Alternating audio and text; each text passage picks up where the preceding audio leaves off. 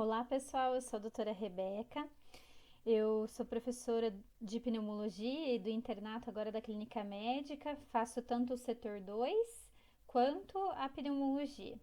E hoje eu vim falar para vocês um pouco sobre o diagnóstico e o manejo da doença pulmonar obstrutiva crônica estável, pessoal. Qual que é a definição de doença pulmonar obstrutiva crônica? A definição, ela vai se dar por três pilares, pessoal.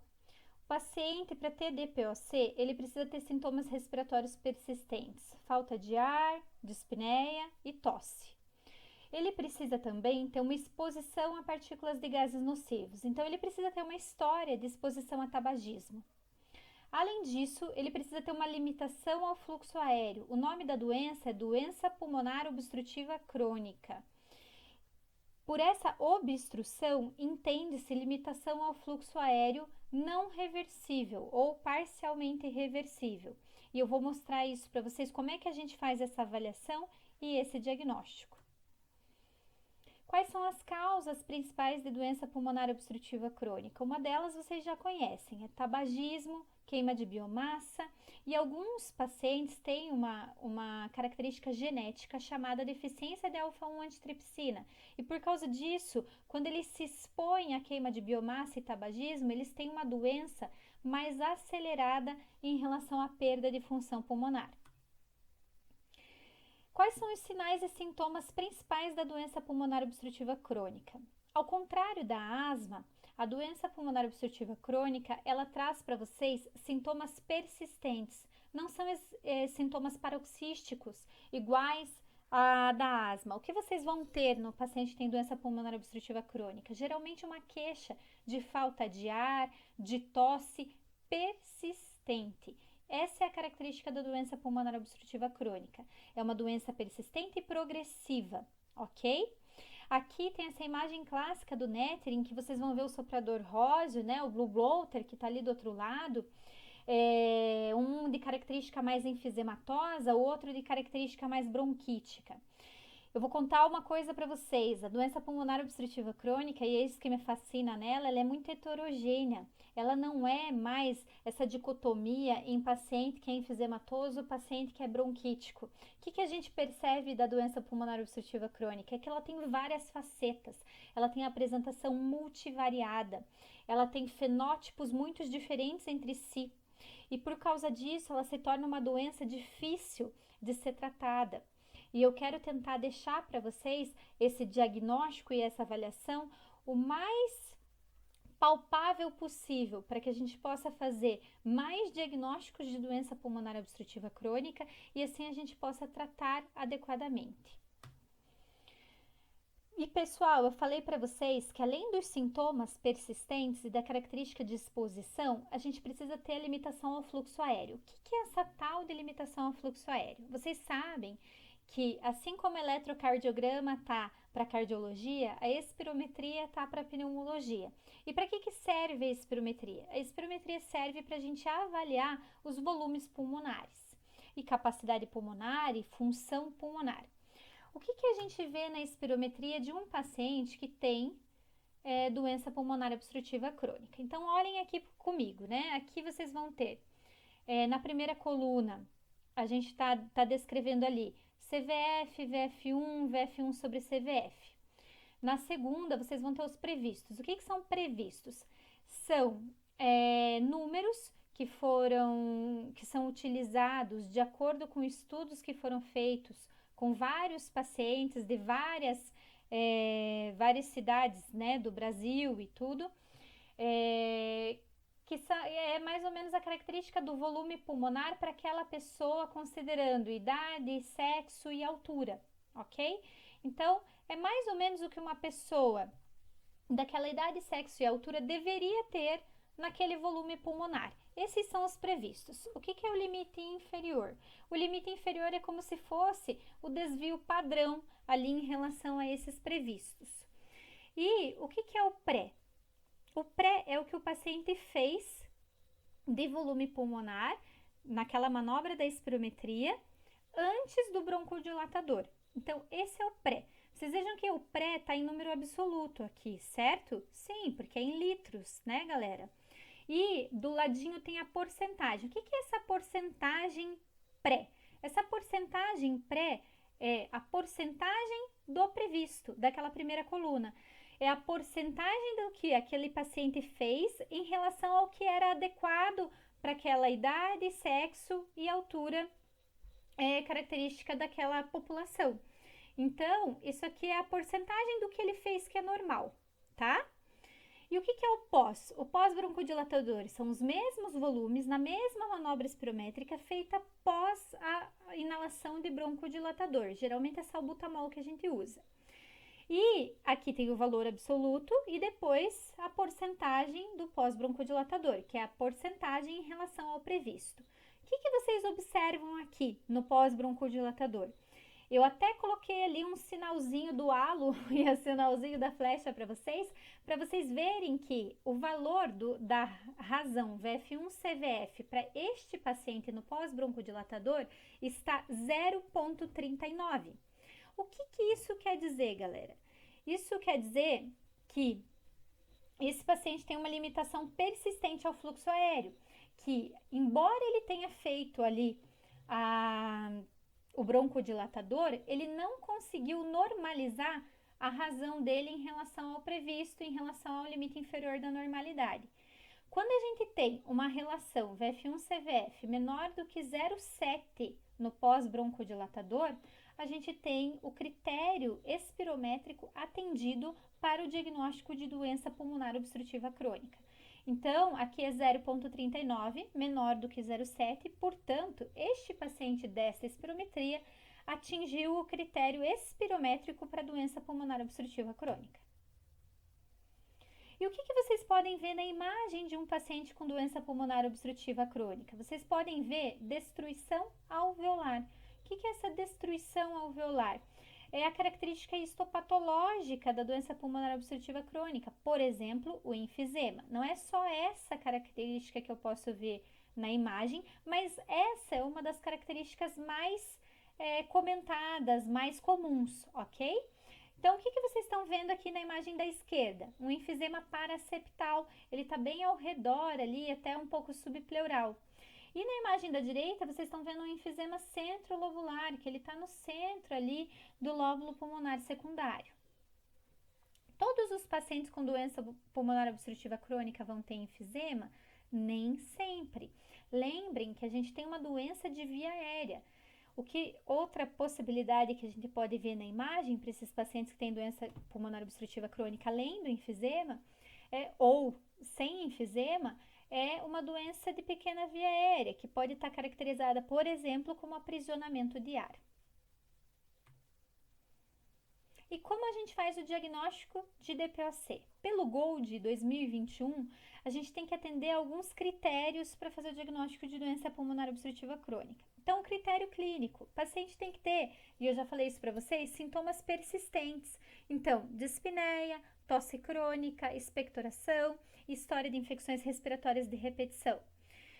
E ele tem que atender um critério que é um critério de exposição. Ele tem que ter lá a característica de ter tido exposição a tabagismo, por exemplo, ou queima de biomassa.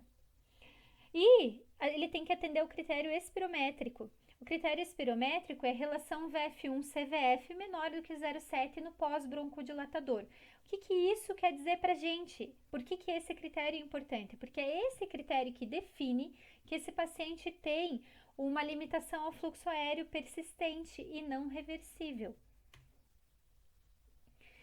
E como que a gente vai avaliar esse paciente que chegou para consultar com vocês no ambulatório? Eu vou pedir para que vocês avaliem duas coisas desses pacientes, que é o principal para a gente definir, principalmente terapêutica. Primeira coisa, pessoal, é dispneia. Eu preciso saber e tentar objetivar esse sintoma que é tão subjetivo de acordo com uma escala. E a escala que eu quero que vocês usem é essa aqui, é o MMRC, ok? Essa escala é uma tentativa da gente tornar um sintoma super subjetivo, que é falta de ar, que é dispneia, num sintoma objetivo, numa graduação objetiva, para que eu possa acompanhar esse paciente ao longo do tempo. Então, o que eu quero de vocês? Que vocês vejam lá e perguntem para o paciente. Se ele tem dispneia, por exemplo, que é o MMRC de 0, só para exercícios muito importantes.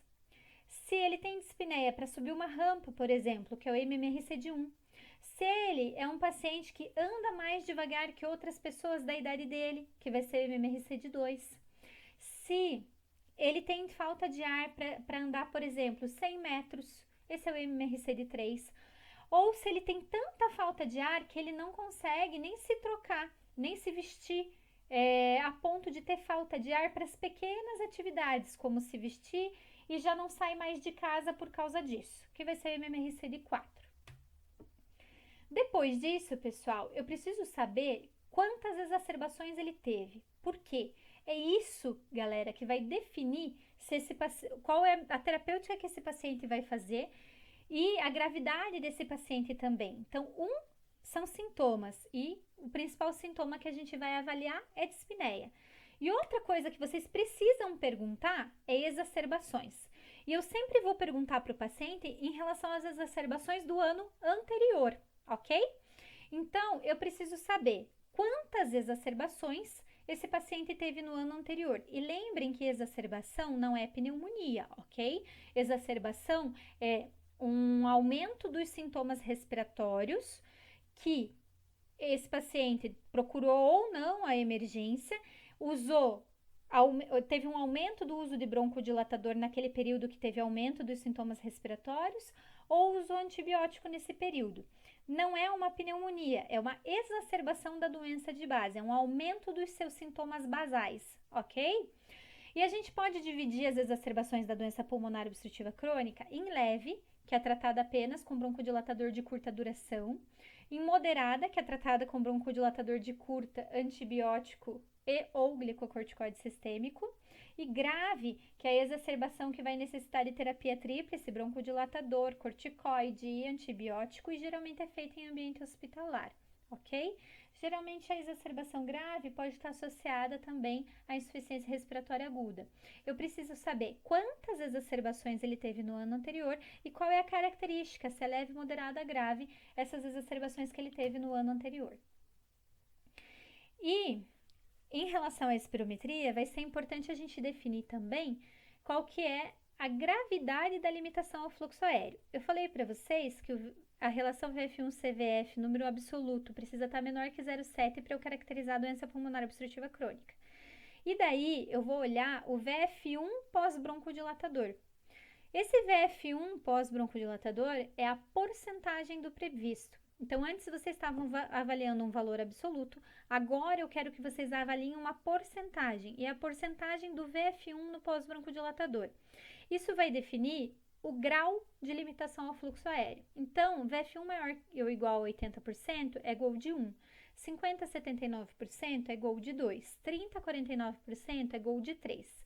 Menor que 30 é GOL de 4. Por que eu estou falando isso? Porque vocês precisam entender essa tabela. Então, para vocês definirem a terapêutica do paciente na primeira consulta, eu preciso que vocês classifiquem o paciente de vocês e olhem como é que a gente vai classificar. Então, primeiro, eu preciso ter certeza que esse paciente é DPOC. Como é que eu tenho certeza? Eu avalio a espirometria e vejo se a relação VF1-CVF é menor que 0,7. Daí, eu vou acessar a limitação ao fluxo aéreo, que eu falei para vocês que a limitação ao fluxo aéreo eu vou definir de acordo com o VF1, porcentagem do predito no pós-broncodilatador. E daí, na terceira avaliação, né, que eu faço, a primeira é ver se tem DPOC mesmo, a segunda é avaliar limitação ao fluxo aéreo, e a terceira é eu caracterizar os sintomas e as exacerbações desse paciente. E daí eu vou dividir o paciente em A, B, C ou D. Então, vejam aqui que na linha aqui de baixo, a gente vai definir os sintomas. Então, se o paciente tem MMRC de 0 ou 1, ele vai ficar entre o A e o C. Se o paciente tem MMRC maior ou igual a 2, ele vai ser B ou D. E daí, nós vamos definir, depois de definir em relação à dispneia, a quantidade de exacerbações no ano anterior. Se esse paciente teve nenhuma exacerbação ou uma exacerbação leve, sem necessidade de internação hospitalar, ele vai ficar na linha A ou B. Se esse paciente teve 2 ou mais exacerbações no ano anterior, ou uma que teve internação hospitalar, esse paciente vai ficar na linha C ou D. Então, entendam que, na verdade, para que a gente faça a classificação desse paciente que tem DPOC, vocês vão precisar saber a espirometria, e nessa espirometria eu preciso que vocês prestem atenção na relação VF1-CVF no pós-broncodilatador, precisa ser menor que 0,7 valor absoluto para eu definir DPOC. Ok, primeiro passo. Segundo passo, eu vou avaliar a limitação ao fluxo aéreo, que eu defino de acordo com o VF1 porcentagem no pós-broncodilatador. E o terceiro passo é definir se ele é A, B, C ou D, ok? E para definir se ele é A, B, C ou D, o que eu levo em consideração? Dispneia, e isso vai definir as colunas A ou C, B ou D, e exacerbações, que daí vai me definir a linha, se é AB ou se é CD, ok? Então, é uma cruz que nós vamos fazer, ok? É a cruz da DPOC, que define na linha o sintoma respiratório, que é dispneia, e nas colunas aqui, nas colunas, o sintoma respiratório, que é dispneia, e na linha, ok? Se é linha de baixo ou linha de cima, o número de exacerbações. Paciente exacerbador, ele vai ser C ou D. Paciente não exacerbador, vai ser A ou B. Paciente com pouca falta de ar, pouca dispneia, né? MMRC de 0 ou 1, ele vai ser A ou C ali na coluna. Se ele tiver muita dispneia, ele vai ser B ou D. Então, sempre lembrar que nós vamos avaliar tudo isso para definir em qual categoria que o paciente está. E depois disso, que a gente definiu qual categoria o paciente está, a gente vai passar para o tratamento. E lembrem que essa doença é uma doença que está extremamente relacionada ao tabagismo. Se o paciente ainda fuma, obviamente que a primeira coisa do tratamento é vocês acessarem esse paciente em relação ao tabagismo e estimularem a cessação do tabagismo, senão não tem como o paciente melhorar. E o tratamento farmacológico? Pensem comigo, essa doença é uma doença que envolve limitação ao fluxo aéreo. É uma doença que está no nome, doença obstrutiva. O que a gente faz para a obstrução? Se a gente tem uma obstrução do brônquio, uma limitação ao fluxo aéreo, a gente vai fazer broncodilatador. Então, aqui, diferente da asma, o que a gente vai fazer de tratamento principal é broncodilatação. E como é que eu faço a broncodilatação desse paciente? A gente vai fazer com beta-2 agonistas de longa duração, ok? Aqui eu coloquei algumas possibilidades para vocês, como formoterol, salmeterol, vilanterol, oladaterol, indacaterol. Todos esses erol são beta-2 agonistas de longa duração. Além disso, eu posso fazer também anticolinérgico de longa duração, que são o tiotrópio, o meclidínio e o glicopirrônio. Vejam que a gente não tem grandes apresentações em relação aos LAMAs, tá? Que são os anticolinérgicos de longa ação. Nós temos poucos, são basicamente esses 3. E a gente pode fazer associações. Já está bem descrito na literatura que os pacientes que têm doença pulmonar obstrutiva crônica, eles têm benefício com dupla associação, LABA mais LAMA. E existem dispositivos, já como esses 2 que eu mostrei aqui para vocês, o anoro e o ultibro, que eles fazem a dupla associação, beta-2 agonistas de longa ação e o anticolinérgico de longa ação, que é o LAMA. E o corticoide inalatório, pessoal, vocês viram que até então eu falei para vocês que nós vamos fazer o tratamento de acordo com os broncodilatadores. Mas existem pacientes que têm indicação de fazer corticoide inalatório? Existem. E quais são esses pacientes? O Gold trouxe este ano essa tabelinha para vocês, que são os fatores de risco que a gente vai considerar no paciente com doença pulmonar obstrutiva crônica, que vão suportar o uso de corticoide inalatório. Quais são esses fatores de risco? O fator de risco é a exacerbação, tá, pessoal? Se o paciente é exacerbador, ele tem benefício já comprovado com o uso de corticoide inalatório.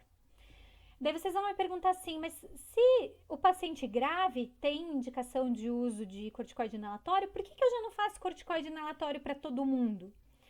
Porque, pessoal, o corticoide inalatório, ele também está mais associado ao risco de pneumonia, tá? Então, eu não posso fazer corticoide inalatório para todo mundo, senão eu aumento a chance do paciente ter pneumonia. Então, para quem que eu faço corticoide inalatório? Para quem merece ser feito? Para quem é exacerbador. Então, ó, história de mais que 2 exacerbações moderadas no ano anterior, tá? Ou aquele paciente que tem um fenótipo eosinofílico. Como é que eu defino esse fenótipo eosinofílico? É aquele paciente que tem eosinófilos periféricos maior que 300 células. Esse paciente também tem o benefício de utilizar corticoide inalatório, ok? Vocês vejam que aqui em verde está justamente os pacientes em que tem alta um benefício muito grande de você fazer corticoide inalatório, que são os pacientes exacerbadores e eosinofílicos. Aqui no amarelo são aqueles que, talvez o corticoide tenha benefício, mas eu ainda não tenho tanta certeza. É uma recomendação moderada, ok? Que eu devo considerar o uso. Que é aquele paciente que tem uma exacerbação moderada no ano e eosinofilia periférica entre 100 e 300. E para quem que eu não devo recomendar o uso de corticoide inalatório? Para aquele paciente que tem pneumonia de repetição. Paciente que tem pneumonia de repetição, a gente deve rever o uso de corticoide inalatório. E, pessoal, aquele paciente que tem eosinófilo periférico menor do que 100, a gente também deve rever o uso de corticoide inalatório. Por quê? Porque esse paciente, já foi bem demonstrado na literatura, que esse paciente que não é eosinofílico tem pior desfecho, principalmente com o aumento do número de pneumonias, com o uso do corticoide inalatório.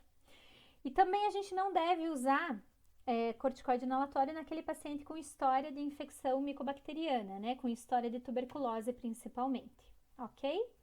Existem algumas associações para aquele paciente que tem perfil exacerbador eosinofílico de beta-2 agonista de longa duração e corticoide inalatório. Aqui eu estou mostrando para vocês algumas associações, por exemplo, o Alenia, o Symbicort, o Foster, o Reuvar. E, pessoal, já saiu agora, nesse último ano, a associação tripla. Tem 2 empresas que fazem a associação tripla. O que tem nessa associação tripla? Beta-2 agonista de longa duração, antimuscarínico de longa duração e corticoide inalatório. Na rede pública, o que a gente tem até agora? O Alenia, né, que é uma dupla associação corticoide inalatório mais beta-2 agonista de longa. O Fluir, que é o formoterol, beta-2 agonista de longa.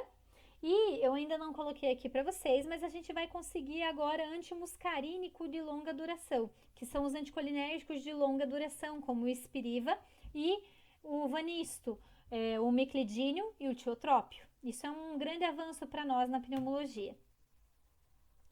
Então, pessoal, na primeira consulta, o que é importante para vocês? É importante que vocês façam essa avaliação do paciente e acesso em relação a sintomas, em relação a exacerbações e em relação à espirometria, para que vocês possam classificar ele em A, B, C ou D. E vejam que de acordo com o que vocês classificarem, vocês vão começar, o GOLD 2021 recomenda, né, uma terapia específica. Então, vejam lá que o GOLD A, que é aquele paciente que não tem exacerbações e é pouco sintomático, ele recomenda que se faça um broncodilatador, ok? E aqui ele nem fala sobre, a ideia é que você faça sempre um broncodilatador de longa, mas ele te dá a possibilidade de fazer broncodilatador de curta também, aqui no GOLD A. No grupo B, né, que é o GOLD B aqui, você vai fazer, e ele deixa isso bem definido, um broncodilatador de longa ação. E aqui ele coloca ou LABA ou LAMA, ou seja, ou você pode fazer beta-2 agonista de longa ação, ou você pode fazer anticolinérgico de longa ação. A gente sabe que para quem é exacerbador, e é por isso que no grupo C ele não te dá essa opção e ele coloca direto LAMA, quem é exacerbador tem um menor número de exacerbações com o uso de LAMA em relação ao uso de LABA. Por isso que no grupo C, que é aquele paciente que é pouco sintomático, mas é exacerbador, eles recomendam o uso de LAMA, porque o LAMA se mostrou ser melhor do que o beta-2 agonista de longa, do que o LABA, quando se considera o desfecho exacerbação. E no grupo D, pessoal, que é aquele paciente exacerbador e muito sintomático, ele te dá várias opções de tratamento. LAMA ou LABA mais LAMA ou ICS mais LABA. Lembrando que para você fazer o corticoide inalatório, o paciente tem que ser exacerbador ele deve ter eosinófilos maior do que 300 no sangue periférico. E pessoal, o que é muito importante? Toda vez que vocês vão pensar em fazer uma terapia inalatória para um paciente, antes que vocês iniciaram lá o tratamento, ou LABA, ou LAMA, ou LABA-LAMA, ou LABA-LAMA ICS, dependendo da gravidade do paciente, da exacerbação, vocês sempre vão ter que pensar que quando ele retornar na consulta, se ele não melhorou clinicamente, vocês vão ter que revisar os sintomas, a falta de ar, a dispneia e as exacerbações, vão ter que acessar ali, principalmente, como que ele está usando aquele dispositivo inalatório. Isso é muito importante para nós pneumologistas. Como que o paciente utiliza o dispositivo inalatório, porque vocês sabem que é difícil que o paciente faça uma boa adesão medicamentosa. Já com comprimido é difícil. Imagine com uma bombinha, com um dispositivo inalatório, que tem todas as suas particularidades de uso. Então, sempre vai ser importante vocês acessarem o paciente em relação a dificuldades, a técnica inalatória e a adesão medicamentosa. E sempre vão ter que ajustar. Será que o paciente não está respondendo e precisa aumentar a dose da medicação ou precisa adicionar uma medicação porque ele realmente está ruim do ponto de vista da doença? Ou será que é porque ele não tem uma boa adesão medicamentosa? Ou será porque ele não está usando adequadamente o dispositivo inalatório? Ou será que é porque eu escolhi mal o dispositivo inalatório para aquele paciente? Por exemplo, eu escolhi um dispositivo de pó seco, mas o paciente ele não consegue, por exemplo, puxar o ar para fazer com que esse pó vá lá para a via aérea. É um paciente, por exemplo, depois de um acidente vascular encefálico, ele não consegue coordenar, apertar o spray e puxar ao mesmo tempo. Será que esse paciente não precisa de um espaçador para que ele melhore a técnica inalatória dele? Então, eu preciso que nas consultas subsequentes vocês façam essa avaliação antes de definir que teve falha do tratamento e que vocês precisam mudar a medicação ou aumentar a medicação para aquele paciente, ok? Por hoje é só, pessoal. Eu queria dar alguns highlights para vocês em relação à doença pulmonar obstrutiva crônica e nos encontramos aí no internato. Tchau, tchau!